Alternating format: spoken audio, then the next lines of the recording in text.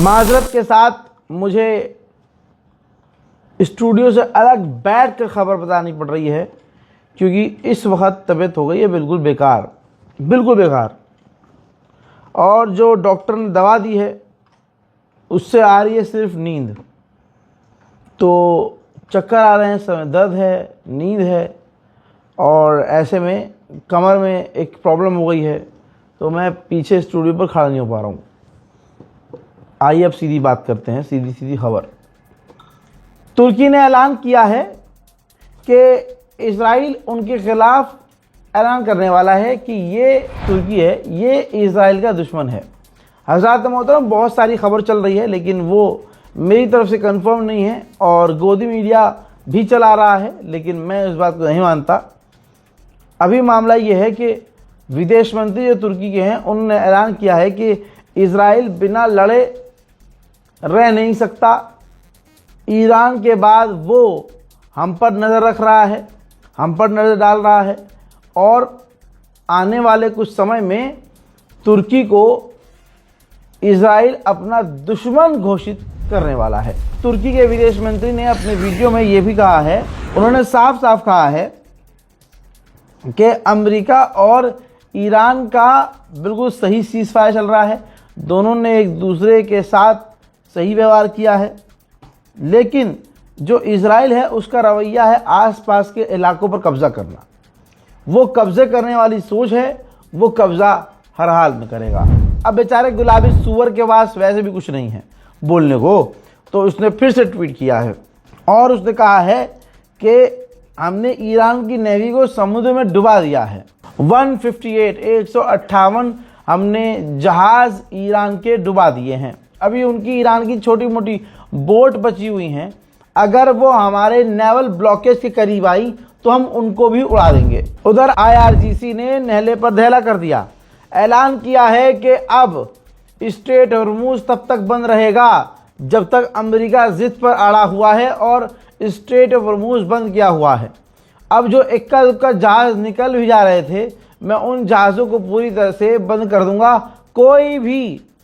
कोई भी नहीं निकलेगा, किसी का जहाज़ स्ट्रेट हॉर्मुज़ से नहीं निकलेगा। जब तक अमेरिका हमारे ब्लॉकेज को लगा के रखेगा, हम ईरानी जो स्ट्रेट हॉर्मुज़ है उसको ब्लॉक करके रखेंगे। ईरान की सर्विस आप देखिए कितनी फास्ट है। रिपोर्ट ये है कि जिस पुल, सड़क और रेलवे लाइन को अमेरिका इजराइल ने उड़ा दिया था 2 से 4 दिन के अंदर, उन पुल और जो सड़क हैं उनको आप देख सकते हैं कि ठीक कर दिया गया है, और दोबारा अब सारी चीज़ें सही काम करना शुरू कर चुकी हैं। खबर ये आ रही है कि अमेरिका का तीसरा सबसे बड़ा एयरक्राफ्ट कैरियर मिडिल ईस्ट की तरफ रवाना हो चुका है। मैंने तो पहले कहा था अमेरिका पर भरोसा ना करे ईरान, लीजिए उसको पूरी जो है टाइम की जो है खेप दे दी गई है कि भैया बहुत टाइम है तुम्हारे पास।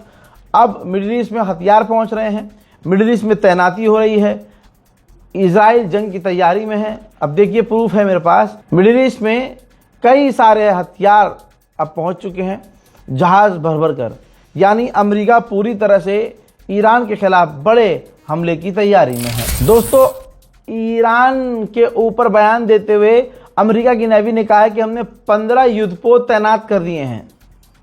उनका काम यह है कि कोई भी जहाज़ जो ईरान के समुद्र में गया, ईरान को टोल दिया या ईरान से बात की और इसके बाद वो वहाँ से निकला, तो हम उसे आगे रोक लेंगे और हम किसी भी हालत में उसे आगे जाने नहीं देंगे।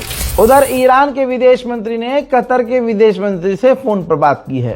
पाकिस्तान ने एक बार फिर से ऐलान किया है कि हम सब कुछ कर रहे हैं, हर चीज़ वो कर रहे हैं जिससे दोनों के बीच तनाव कम हो सके।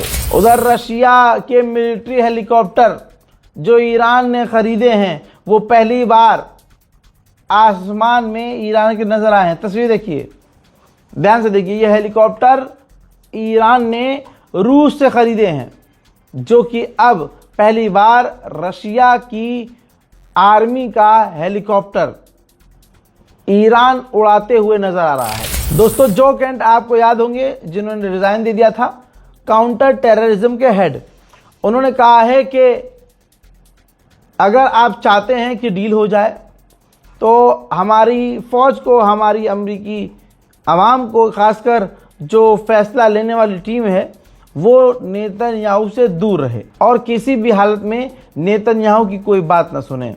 अभी अमेरिका की गवर्नमेंट ऑफिशियल्स नेतन्याहू की सुन रहे हैं, इस वजह से डील नहीं हो रही है। हजरात, हंडाला हैकर ग्रुप ने सऊदी और बहरीन पर साइबर अटैक किया है और वहां जो उनके इंफ्रास्ट्रक्चर थे, उनके डेटा को लीक कर दिया है। हजरात, अमेरिका कितना जलील होगा, गुलाबी सुअर कितना जलील होगा। पहले ब्रिटेन ने मना किया, फिर फ्रांस ने मना किया, फिर उसके बाद ऑस्ट्रेलिया ने मना किया और अब स्पेन ने मना कर दिया। स्पेन ने कहा कि हम अपनी फौज जंग के लिए मिडिल ईस्ट में नहीं भेजेंगे, ये जंग हमारी नहीं है, तो हमारे बच्चे क्यों मरे। मेरे दोस्तों, ये फाइनेंशियल टाइम ने पोस्ट किया है, अखबार में छापा है, जिसमें उन्होंने कहा है, जो कार्टून नजर आ रहा है, कि वक्त ईरान के साथ है, ईरान को कुछ नहीं करना है, वक्त अपने आप ईरान के साथ हो जाएगा, जीत ईरान की ही होगी। हज़रात, इजराइल के अंदर जो न्यूज़ चैनल है, जर्नलिस्ट, वो पत्रकार चैनल पर बैठे हुए चिंता व्यक्त कर रहे हैं कि ये कितनी खतरे की बात है कि अब इजराइल के लोग ऐसे कितने सारे पकड़े गए हैं जो इजराइल की जासूसी कर रहे थे ईरान के कहने पर। यानी मूसाद की तरह ईरान भी हमारे मुल्क में जासूसी करवा रहा है। उधर मेरे दोस्तों, ईरान ने भारत से दोस्ती निभाई है और ऐसी निभाई है कि गोदी मीडिया के मुंह पर तमाचा पड़ेगा। ईरान ने मना कर दिया है, उनसे पूछा गया था, ईरान ने कहा कि हमने जितने भी टैंकर ईरान की तरफ से निकले हैं, स्ट्रेट ऑफ हॉर्मुज की तरफ से निकले हैं भारत के, उससे कोई पैसा, कोई टैक्स नहीं लिया गया है। थैंक्स टू इंडियन पीपल बोल बोलकर ईरान ने दिखा दिया है कि हिंदुस्तान की आवाम से बहुत पुराना रिश्ता ईरान का है। उधर चीन ने भड़कते हुए कहा कि स्ट्रेट ऑफ हॉर्मुज तो खुला हुआ था, अमेरिका इजराइल ने हमला कर कर के वो बंद करवा दिया। हजरात, आपको मालूम है पॉप और डोनाल्ड ट्रंप के बीच टकराव कितना खतरनाक है। ऐसे में ईरान के राष्ट्रपति पेजेश्कियान ने ट्वीट किया है और ट्वीट करके पॉप को मेंशन करके पॉप को सपोर्ट किया है। कहा है, पेजेश्कियान ने कहा कि हम ईरान के लोग पॉप के साथ हैं, उनकी बेइज्जती बर्दाश्त नहीं की जाएगी, उनका हम समर्थन करते हैं, वो अल्लाह के, वो गॉड के मैसेंजर हैं। उधर ईरान को मिली एक और बड़ी कामयाबी, तस्वीर आपके सामने है। ऐसे बहुत सारे घरों पर जो है छापा मारा गया और उनके यहाँ अंधाधुन विदेशी हथियार मिले। वो हथियार हैं ये जो जंग के दौरान अमेरिका इजराइल ने ईरान के अंदर जैसे तैसे पहुंचाए थे। ईरान के IRGC के कमांडर और फौज के कमांडरों का कहना यह है कि अब ईरान की फौज, हमारी फौज हर सिनेरियो के लिए तैयार है, हम दुश्मन को मुंह तोड़ जवाब देंगे। उधर अमेरिकी ऑफिशियल का खुद यह कहना है कि मामला और खराब कर दिया है डोनाल्ड ट्रंप ने। अगर इस तरह से बैरिकेड लगा दिया है, ब्लॉक कर दिया है, अमेरिका ने अपना रास्ता ही बंद कर दिया है, तो इससे चिढ़कर हुथीज अपना लाल सागर का रास्ता बंद कर सकते हैं, तो ये और मामला खराब हो जाएगा। भाई, ब्लूमबर्ग ने क्या लिखा है, अमेरिका के अखबार ने लिखा है कि ब्लॉकेज लगा दिया गया है ईरान के ऊपर, लेकिन ईरान पर जितनी मर्जी पाबंदी लगा दी जाए, ईरान नहीं झुकेगा। अमेरिका की मीडिया की एक और रिपोर्ट दिखाऊं, दिल खुश हो जाएगा आपका।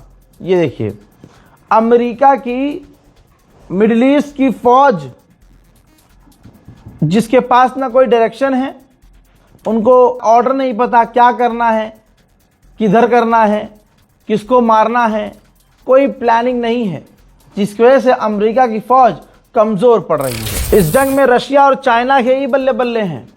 पूरी दुनिया में डीजल पेट्रोल के दाम बढ़ चुके हैं। ऐसे में पूरी दुनिया में चाइनीज EV, चाइना की बैटरी कारों की इच्छा बढ़ गई है, मांगे बढ़ गई हैं।